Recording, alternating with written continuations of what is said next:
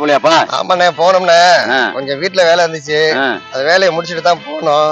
அதுக்கு சரி உங்களை பார்த்துட்டு போவோமே அப்படின்ட்டு தான் வந்தேன். இப்ப இல்லண்ணே போன் அடிக்குது. யார் போன்ல? என் வீட்டுல. அப்படியா? சரிண்ணே சரிண்ணே பேசுங்க பேசுங்க. சரி